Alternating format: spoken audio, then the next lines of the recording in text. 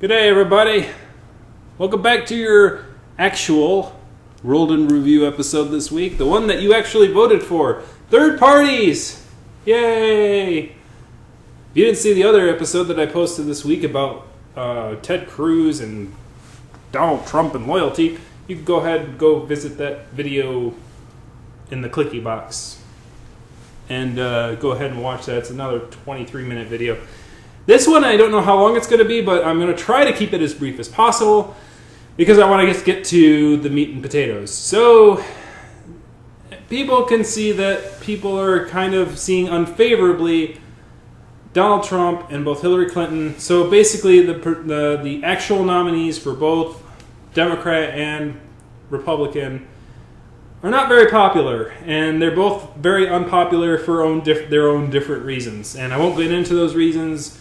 If you're watching this video, you probably already know those reasons. You probably already have your reasons that you're not in favor of either one of them. You're probably interested in knowing, it's like, well, how can I vote for third parties, and how should I go about doing it in order to ensure that it's not just a waste of our time? Because that's what I'm told all the time. That's what we're told all the time. It's like it's a waste of time because there's two political parties. It's how it's always been, and always being 13 score and 7 years.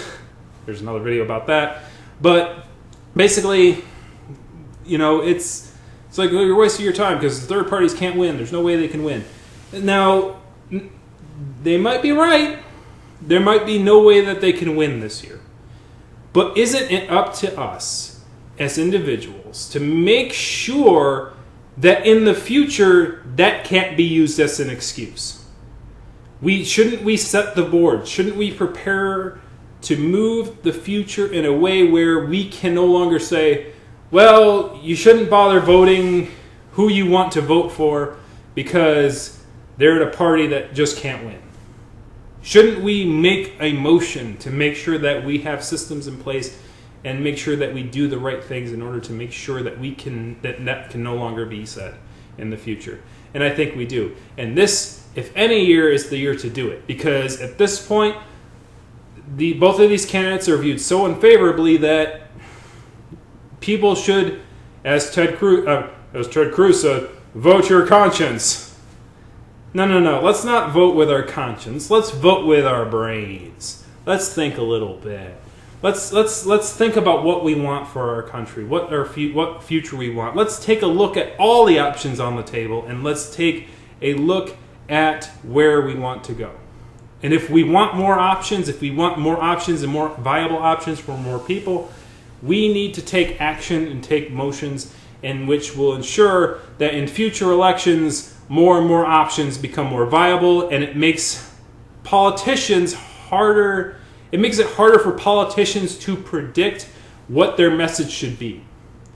Because far too often, politicians will build their message around what their constituency is. They'll basically form a constituency, and then they'll base their message around what they believe their constituency will like, and forfeit the other part of the constituency, hoping that their constituency is larger than the other constituency. And they don't, in the general election, they don't have to worry about losing a lot of those people because they'll just stick by their party. We need to make it so that people who are running for president understand that they're running for president of the entire nation, and that people can't be just put into a box for them to pick out any time that they want.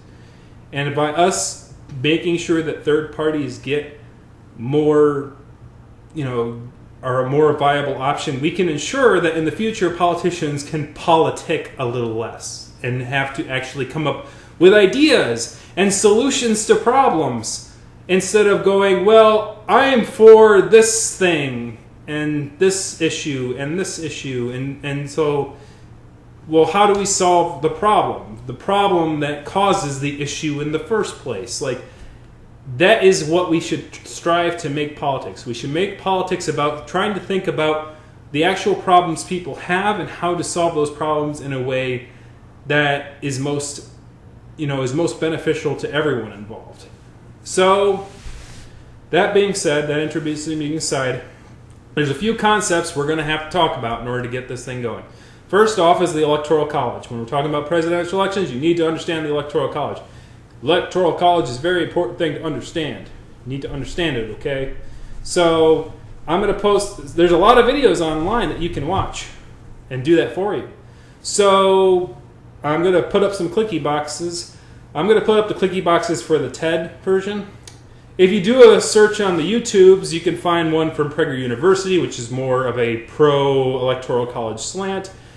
There's one from Adam Conover of Adam Ruins Everything that's more anti-Electoral College slant. But the TED one's kind of a neutral one, which is what I wanted to go for because I just need someone to explain what the heck is the Electoral College. The interesting thing is what they don't get into is the background of why we have the Electoral College in the first place. Well, the reason we have it is because when our government, America was 13 colonies, and they were 13 unique governments. They were completely sovereign from one another. And so in order to make sure that, when we united against, a common enemy, which at the time was the UK, Britain. Well, it wasn't the UK back then. It was like Britain. It was called Britain back then. Fail. But, so, basically we went against the English. We call it the English. I think they were called the English. I don't know if Britain, they call them Britons, the English. It's kind of interchangeable. People from UK are probably going to go, no, there's differences, and I don't know.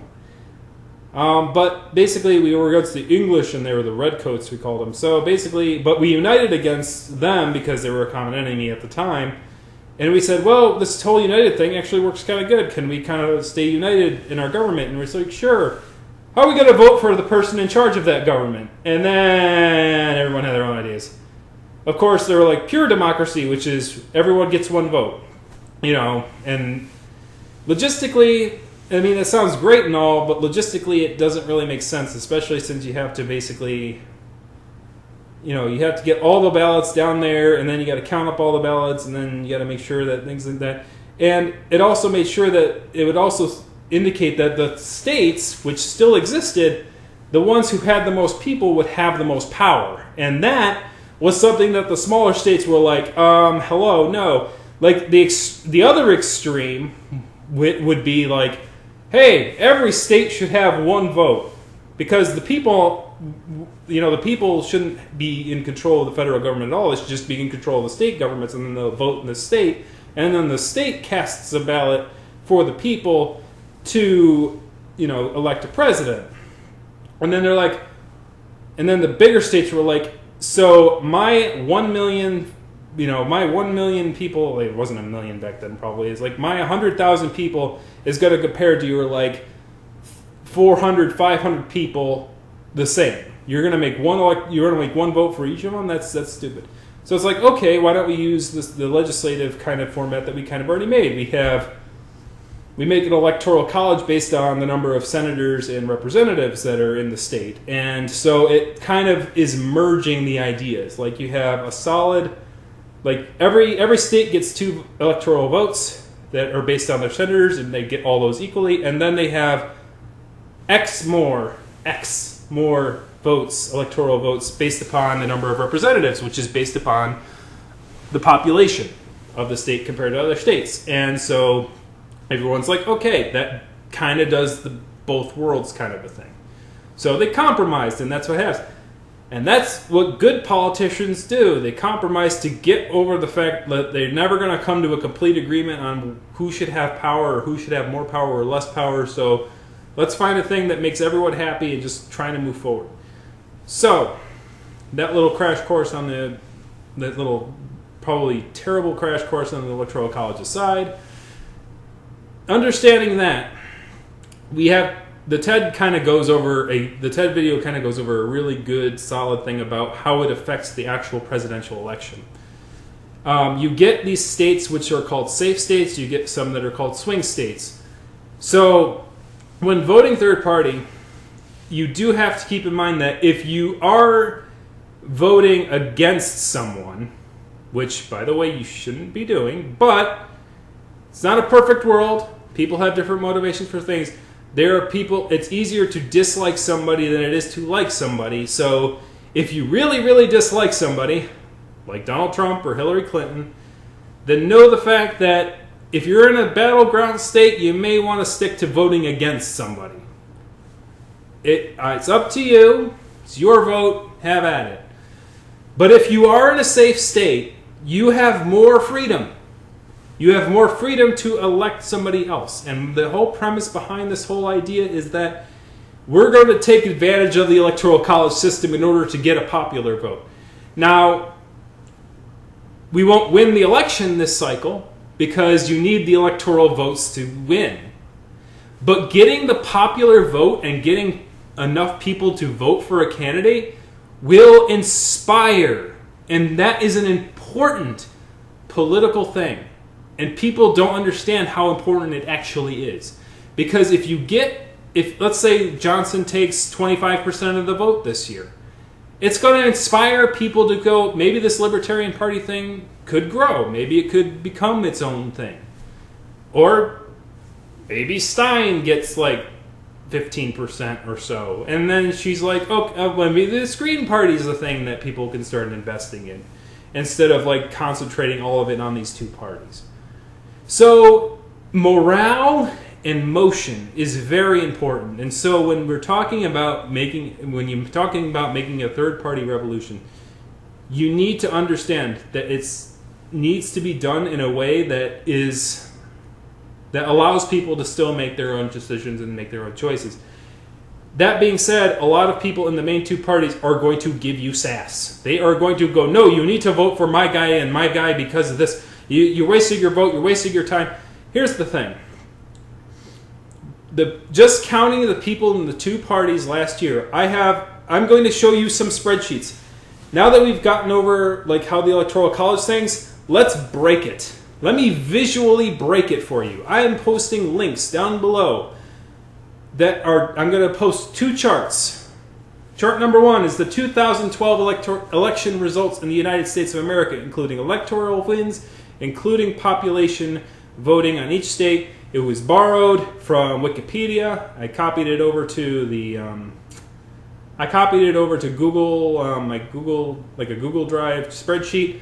But then I added my own little lines at the bottom. And those two lines are very important. The two lines basically say how many votes are electoralless, which in my definition means how many people voted which resulted in absolutely no electoral movement. Basically, how many people quote-unquote, wasted their vote. So what you'll see is that of the 129 million people who voted in the 2012 elections, 23.5 million of them resulted in zero, nada, nothing in the Electoral College. That's how weird this system is. But it works because the winner takes all, basically, in all states. There's two weird ones that you need to watch out for, and that's Nebraska and Maine. They actually kind of do a sort of hybrid where the state is winner-take-all, but also the districts are winner-take-all. And basically, each representative's district has their own electoral vote. So basically, they actually kind of take the idea and take it to the next step. They'll go, well, you're voting for all the votes, you're voting in this district, and that one representative's electoral vote goes to whichever one won the district. So let's say Donald Trump wins District 1, Clinton wins District 2, and so, but overall in the state, so that would be one electoral vote for Trump, one electoral vote for Clinton, and you'd have two who won the state overall. So if Clinton won the state overall, then you'd have two for the state, one for the first district, and then one for Donald Trump. You'll see it in the 2012 chart. It's weird. But keep in mind, if you live in those two states, when I'm talking about this, there's a big asterisk sign next to you guys. So be sure to check it out. But anyways, so basically, I take another line after that, where I take all the electoralist votes and I move them over to a third party. And that means, at the end of the day, 55% of the vote is on a third party candidate. But interestingly, the electoral votes do not change. The same person wins by the same amount of electoral votes. And it's interesting to see how that system works. Because then you have a candidate who won 55% of the popular vote and like 28% of and the winner has only like 20-ish, like 30-ish percent. So you can have an upending, but that is very rare because you would basically have it's kind of like very weird rounding in a way. Like most of the time, a majority of the time, the person who's the most popular is going to get the most amount of electoral votes. There is sort of a correlation, but it's not guaranteed. And so we could take, but here's the thing, the interesting thing about that system is that we as people, as individuals, can take absolute advantage of it. And this video is going to go really quickly over how you do that. How you do that is you do this. Number one is you need to know what state you're in. What kind of state are you in? Are you in a red state? Are you in a hard red state? Are you in a hard blue state? Are you in a swing state? Swing state's going to have the most difficulty. If you are in a swing state, you need to keep control, watch over this electoral map. And I found that there is an electoral map on CNN that seems to show that, but you need to keep looking for new ones because it's going to change all the time. Which ones are battleground states, which are safe, things are going to change between now and November. You really need to keep an eye on it, unfortunately, and understand what kind of a state you're in and change your behavior accordingly if you need to. It's sad, it's pathetic, I know, people dislike that, but it is what it is, and maybe if we break the system enough, maybe the two main parties might go, this is an actual threat. Let's actually change the way our system works. Or if libertarians get a majority, that'd be great. That would be completely unprecedented. And then it'd be like, oh, maybe we should change our electoral college system. Maybe.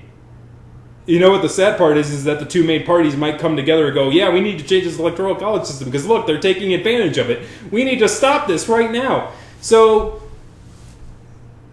okay, but let's not make any assumptions about what will happen if this happens, but let's just concentrate on making it happen first.